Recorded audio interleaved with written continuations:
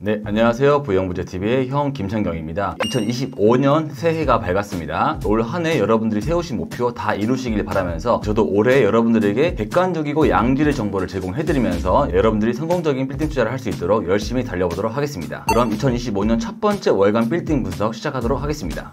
현재 작년 11월까지 거래량이 집계가 됐고요. 작년 11월 거래량은 162건이 집계가 됐습니다. 10월달과 비교를 하면 10월달은 147건, 9월달에는 155건이 거래가 되어서 조금씩 떨어지는 기미를 보이다가 11월달에 좀 다시 오름세가 나오는 경향을 보였죠. 10월달부터 좀 대출이 막혀서 그때 거래가 많이 떨어지지 않을까라고 좀 예측을 해봤는데 예상과 다르게 11월달에도 나름 빌딩 거래가 많이 나오는 추세를 보여서 아직까지 빌딩 열기가 크게 식진 않았구나, 전국이 많이 안 좋아졌지만 그래도 빌딩 투자를 하시는 분들이 많이 계시는구나 라는 걸 확인할 수 있는 거래량이었습니다. 그래서 서울시 구별로 얼마나 거래가 됐는지 확인을 해보겠습니다. 11월달 총 162건 중에 강남구가 29건, 마포구가 20건, 종로구가 19건, 중구가 10건, 또 서초구가 13건이 나와서 전반적으로 강남, 마포, 종로, 중구, 서초, 또 용산 이 정도가 거래가 많이 된다는 걸 확인할 수 있습니다. 3개월로 보자면 강남구가 마찬가지로 가장 압도적인 거래량을 보이고 있죠. 그런데 좀 또 주목을 할 만한 게 마포구가 원래 한 종로, 중구 다음으로 4위 아니면 5위 정도의 랭크를 했었는데 최근에는 마포구가 거래량이 많이 늘어나는 걸 볼 수가 있습니다. 그래서 최근 꼬마 빌딩 이런 쪽으로 투자자분들이 마포구를 많이 보시지 않나 라는 걸 확인할 수 있었어요. 그래서 가장 거래가 많이 된 강남구 중에서도 어느 동이 거래가 많이 됐는지 확인해 보겠습니다. 네, 강남구의 3개월치 자료를 가지고 왔고요. 3개월 합산으로 봤을 때 논현동이 31건, 역삼동이 26건, 신사동이 20건, 청담동이 10건. 그래서 강남구는 논현, 역삼, 신사, 청담 순으로 거래가 많이 되고 있다라는 걸 확인할 수가 있습니다. 그런데 또 마찬가지로 의아했던 게 삼성동이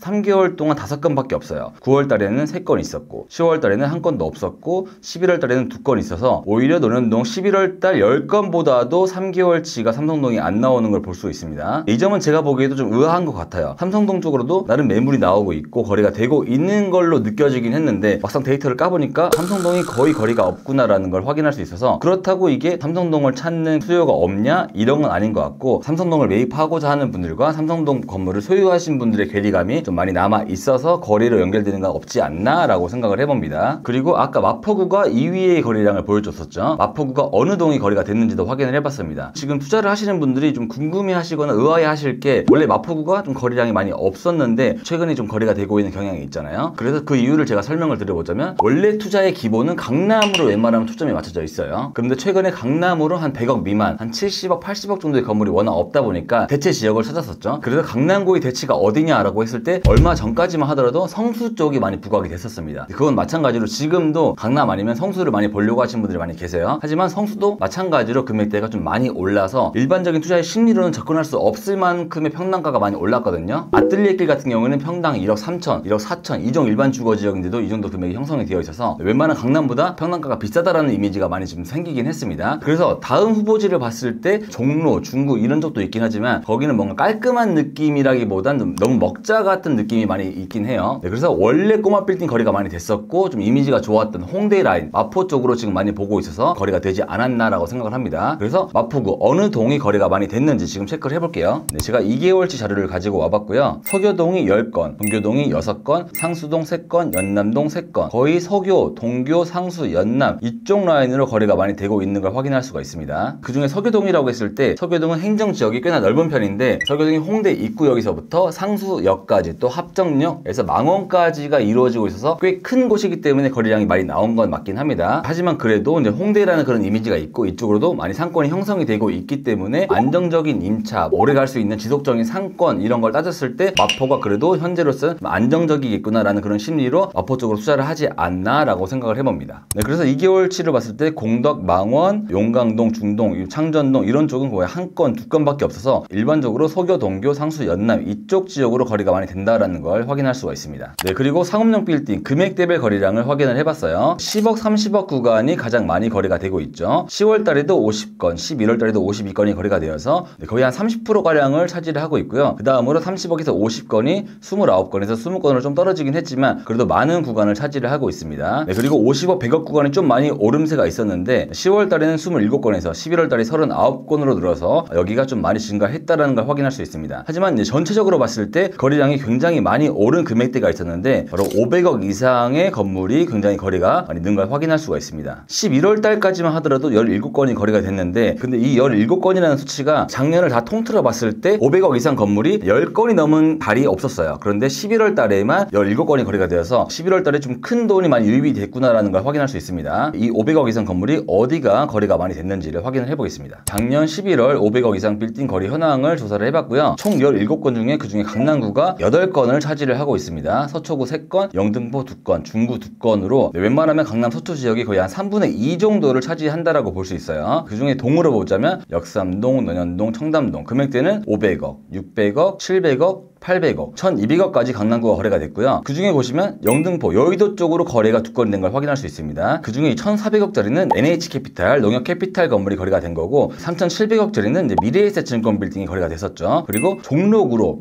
평동이라고 하면 좀 모르시는 분들이 많이 계실 텐데, 이 평동이 경희궁자에 있는 아래쪽에 서대문역이 있어요. 그중에 서대문역 바로 앞쪽에 있는 그 지역을 이제 평동이라고 합니다. 평동에 있는 8900억짜리 건물이 D타워라고, 지금 DL그룹이죠. 예전에 대림이 쓰고 있었던 그 건물이 거래가 됐습니다. 이 건물 같은 경우에는 2020년도에 6,500억에 매입을 했다가 한 4년 만에 2,400억의 차익을 받고 이제 엑시트를 한 케이스라고 볼 수 있죠. 이것도 나름 빌딩 업계에서는 좀 이슈가 있었던 건물이 거래가 됐습니다. 웬만한 이런 좀 큼지막한 건물을 제외하고 일반적인 500억 이상 건물은 대부분 강남이나 서초 지역으로 많이 거래가 되고 있다라는 걸 좀 확인하시면서, 큰 자본들은 강남, 서초 이쪽에서 많이 왔다 갔다 하고 있구나라는 걸 좀 느끼시면 큰 금액 투자자분들에게는 좀 도움이 되지 않을까 싶어서 정보를 가지고 와봤습니다.